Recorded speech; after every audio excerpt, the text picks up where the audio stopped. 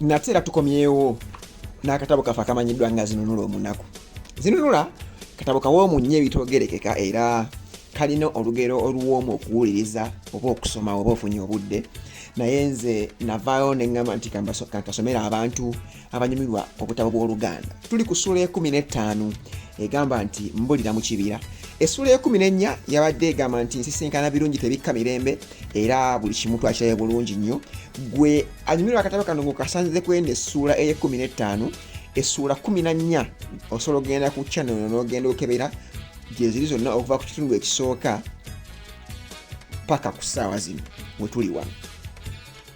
Essula 15 egamba nti nno mbulira mu kibira egenda bweti.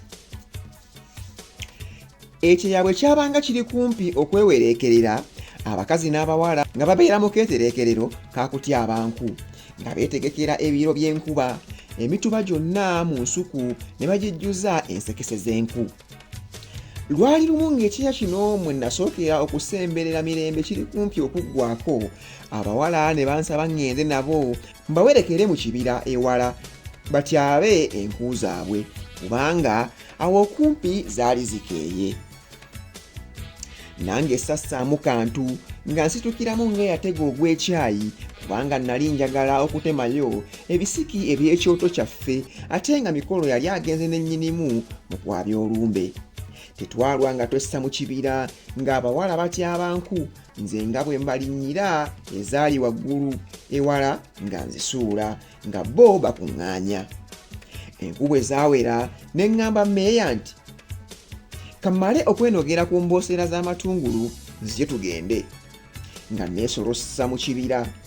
Bwe mmala okunoga amatungulu ng'ekkubo eryandeese limbula. Kajja okuntanda njogera nti Yesu siibule. Ate nga mu kibira omwo temwayogererwanga nti siibule. Nga bw'okyogera obulira ddala. Nange kye nava mbulira ddala, meeya ne banne bwe baalaba sidda, ate nga n'obudde bwemalawo nga bakolongola nsekese nga bejjawo. Bino nno tebiri mu katabo. Waliwo ekibira eyo kumpi n'ewaffe ekyaggwe ng'abantu bagendayo kutyaba enku. Naye nga bw'otyaba enku mbu togambirayo mbu mbuze, era mbu nga bw'okyogera obuulira ddala. Samanya butuufu bwakyo kuba buli muntu yalinga atyogezesa. Tugende mu maaso. Nze nalaba mbuze ne nkoowoola ku bannange, naye ng'amaloboozi ganziramu okuva enjuyi zonna nti wuuu, jangu eno tugende. Bwe nagendanga ku ludda gye mpulidde eddoboozi nga lyo ligenda lyeyongerayo eyo ewala akaseera katono.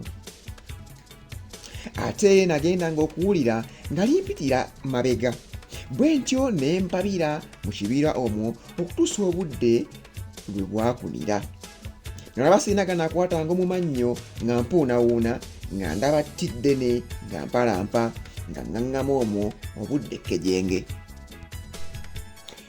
Obudde olwali okunyiimuulamu buti nga nzika, nga ntandika kunoonya luwenda lwandeese. Nga nno ndulabako bwereere, nga ntolontoka mu kibira, nga ngoŋŋomalira omwo nga nkamala. Obudde nga butuuse mu ggwango ne ntuula mu kisiikirize ky'etti mpummulemu. Kazzi nga n'eri ekalungu we lisiza ekikkowe. Mba nnyini omulenzi nga laamiridde mu bikoola nga balireese lijja buteesagga livunkana nga bwe likwakwaya. Bwe lyasembera nga nange olwo ntudde ne likangalalamu mpozi linneetegereze. Awo we naliwujjira ekisiigo. Ko lyo nti olimba ebyo byatiisanga badda. Nalaba lijjira ddala konze wano wafiira muloge nga nsituuka kuyotta. Ko lyo wanno omala okunyoomoola n'odduka nga linsimbako. Bwe ntunula emabega nga lijja liraaka, wamma ggwe n'enduma. Nsisinkanye ekibinja ky'ebisolo. Nabyo we byekanga ne bibuna emiwabo, oba byali mu kuteesa oba mu tulo saamanya.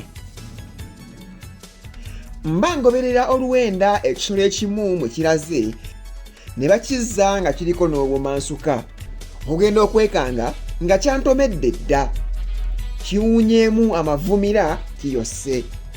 Nze ndaze gye kivudde, ngenda okulaba ng'ebiggo ebito bibiri birigita wansi w'omuti ne nnyina waabyo era n'ensajja weeri.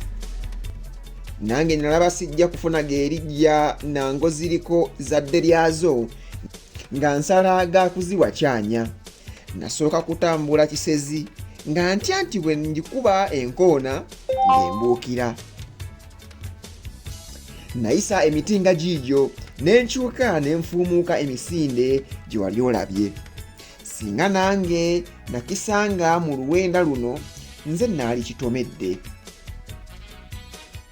Sesota eyali ammezeeko luli saamanya we yakoma ne gye yalaga. Obudde bwe bwawungeera ne mpalampa omuti ne ndeekaana nga ndowooza nti mpozi waakabaayo omuntu anaawulira nga mpowoggana n'ajja nnyamba.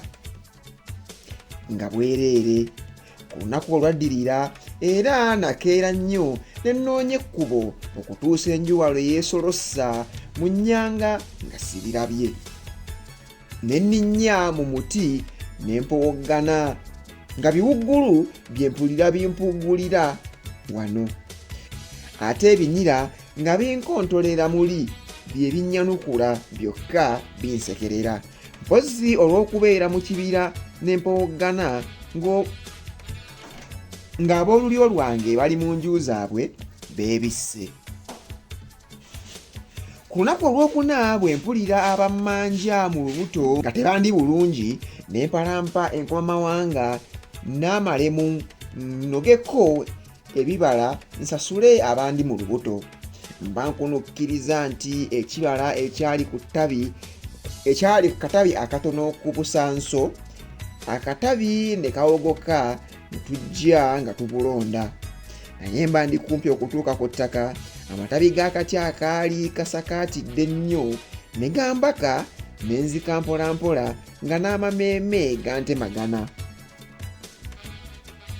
Bwe nakka wansi w'amatabi g'akati akankwata ne ndabawo ogunnya ogunene nga gulimu amazzi n'agakondo amasongole. Ndowooza gwali gusiimiddwa kutega mbogo mu mirembe egy'edda. Naye si bakulaalira mu ttabi singa bino sibyogera.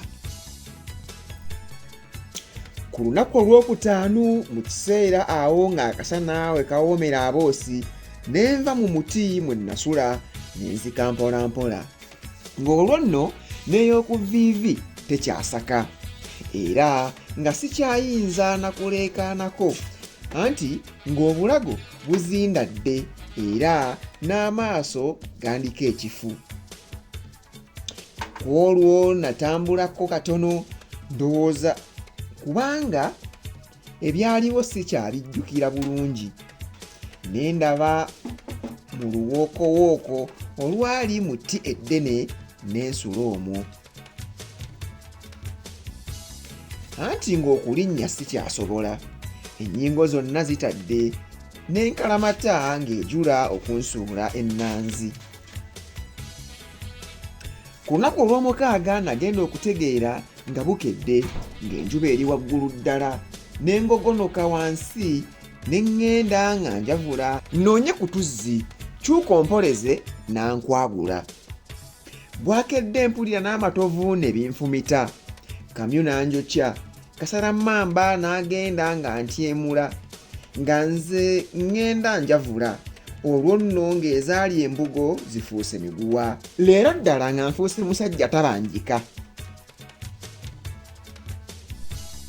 Ekiseera nga kiyiseewo ne ntandika okutambula obusota. Kwo okuba nga simanyidde ddala gye ŋŋenda, naye mu ttuntu wakati ne nziguka ku mwala gw'omugga. Essanyu ne nkutama ne nkuba obumwa ku mazzi ne ngeekatankira. Mba nnywa amazzi neesulise ntyo obuseenene ebisubi bye nnali nkutteko ne bikutuka ne neesolossa mu mugga. Siba kuwagamira mu mayinja, bandinnyululiddemu ku nnyanja. Bwe namala okunywa n'omugga okunjozaako olwasi ne neeyaniikiriza ku mayinja, anti nnali njonjobadde nga ntonnyolekoka bulala. Ye nno ng'omubiri kye gumbalaagala n'okunsiiwa n'okumbabuukirira kitalo butalo. Nalaba mmaze okukankamukamu ne nzira mu kisiikirize ne ngalamirako. Awo otulo we twasanga ne tujjawo. Ne ndoota nga nfudde, banneetisse, ng'enkima zigenda zinnyimbira ate bwe zikuba enduulu n'emigalabi n'ebirala bintu katyole bityo. Kazzi olwo abantu baali mu kusamba kibira bannoonya. Tugenda kukoma wano nga zinunula omunaku agudde mu mugga naye ng'ate avuddeyo nga ali mu kirooto.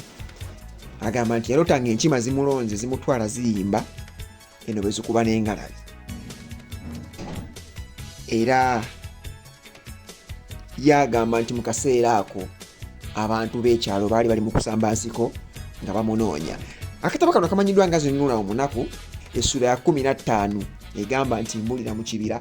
Tukomye nga zinunula aloota ng'enkima zimulonze zimusitudde zigenda zimuyimbira. Tugatandikira awo essula yaffe ye 15 ekitundu ekyokubiri. Ssaabasajja Kabaka, omuti ogubala ensimbi n'ebikomo, awangaale.